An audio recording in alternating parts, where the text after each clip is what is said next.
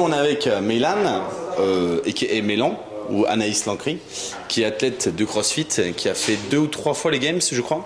0. Voilà. Non, mais t'as un bon niveau en CrossFit. J'ai fait les semi-finales, donc les championnats d'Europe l'année dernière en individuel, à Amsterdam. Et en classement aux Open, tu avais fait. Toi, cette année, tu n'avais pas fait. Cette année, j'ai fait 4e France cette année aux Open. L'année dernière, je fais 7e, mais après, je fais beaucoup mieux en quart de finale et je me qualifie en semi-finale. Donc, bon niveau en CrossFit, quoi. Et du coup, là, aujourd'hui, on va faire donc, un extrait de la programmation donc, Big Legs. On est sur la 3e semaine, il me semble, je vérifie juste, 3e semaine séance 2. Et en fait, donc toi, Anaïs, tu avais fait la programmation Big Legs, le cycle 1 et le cycle 2, il y a assez longtemps. J'avais fait, je crois, j'avais commencé 5 mois après l'opération de mes croisés. Donc les croisés, c'était en novembre 2019. J'avais dû commencer vers février, mars 2020. Donc il y a 2 ans, un peu plus de 2 ans. Ouais. Et je me rappelle de mémoire, tu avais pris sur tes max, mais aussi sur l'haltéro. Et sur l'haltéro, ouais. C'est à ce moment-là, après la période... le cycle qu'on a fait, que j'ai explosé tous mes max. Parce que de mémoire, tu avais pris, tu m'avais demandé, on avait fait ça. Et à la base, c'était pas forcément pour progresser sur le squat ou sur le front squat, c'était plus pour progresser en haltéro que tu avais fait ça. Exactement. Allez, je réexplique un petit peu l'objectif de la séance, donc des séances de Big Legs cycle 1. Le cycle 1, c'est basé en fait sur de l'hypertrophie et des exercices qui vous permettent de faire de la correction en fait de manière autonome.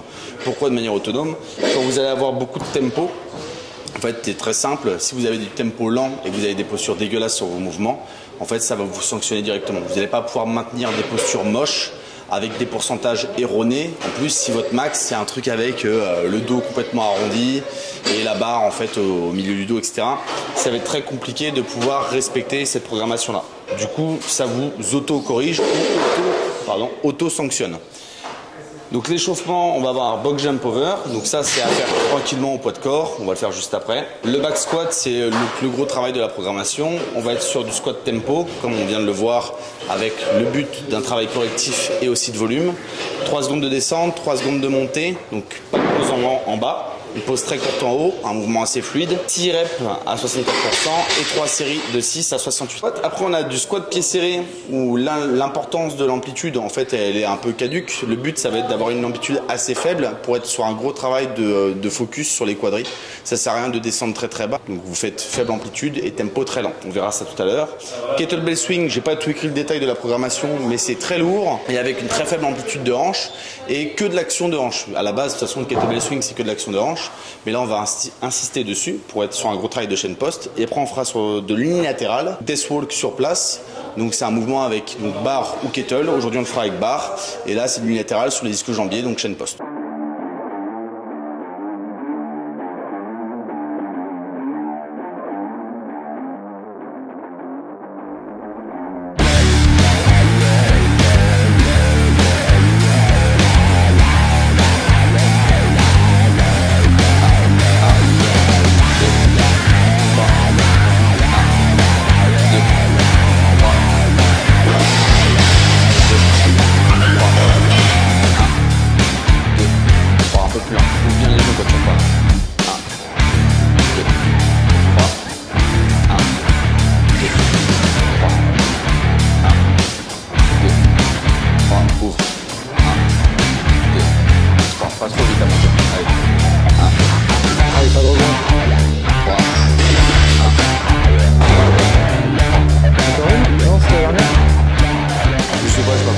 J'ai compté les secondes.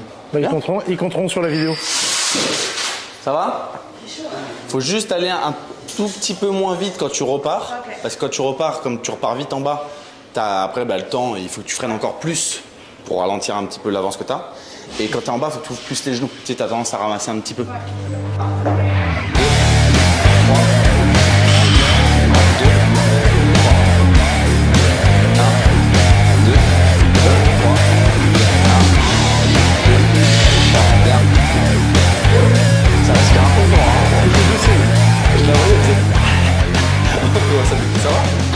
Elle réagit mieux que Vico à l'entraînement. Le tempo, c'est en fonction de chacun. Vous mettez plus ou moins de vitesse en fonction de la barre que vous avez, de la charge, quoi. Et le but, c'est d'avoir une grosse sensation de brûlure, une grosse sensation de travail. Donc c'est à vous de gérer, entre guillemets, en fonction du poids, la vitesse. Tu sens les quadrilles, Anaïs, ou pas? Oui. Pareil, tension continue. Donc pas de pause en haut ni en bas. Et on garde les genoux alignés. Donc, si t'as quelqu'un qui est très raide sur les chevilles, tu lui ferais faire ça talon surélevé ou pas? Ouais, tu fais talon surélevé, soit sur un rebord de plateau comme ici, sinon avec des plates sous le talon ça suffit. Pour bien avancer le genou, pour bien taper sur le quadri. Ça va là, pas trop dur. Donc si c'est pas trop dur quand vous le faites, n'hésitez pas à ralentir le mouvement avant de mettre plus lourd. Qu'est-ce que tu fais au Yagüe?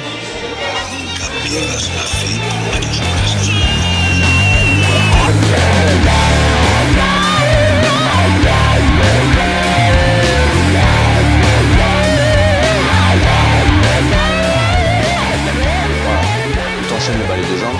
Donc le deathwalk sur place, donc en gros on peut l'appeler aussi avec d'autres termes où c'est simplement en gros du soulevé de terre jambes tendues unilatéral.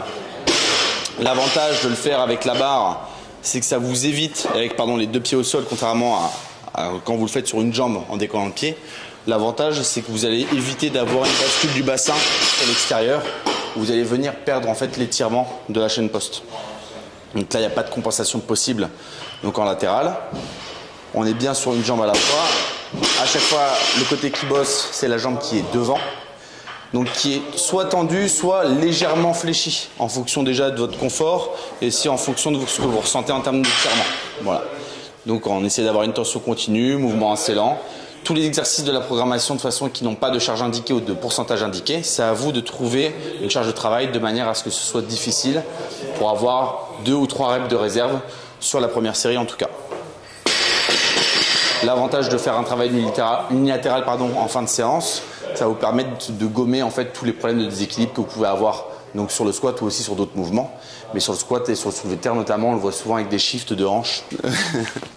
Voilà. C'est l'introduction? Non, là, l'introduction. Au retour, là même si tu connais la prog, en sensation sur la prog, tu as trouvé quoi qui était vraiment difficile ou facile ou je sais pas, bien en termes de taf, ce qui t'a servi, en gros tes retours là-dessus.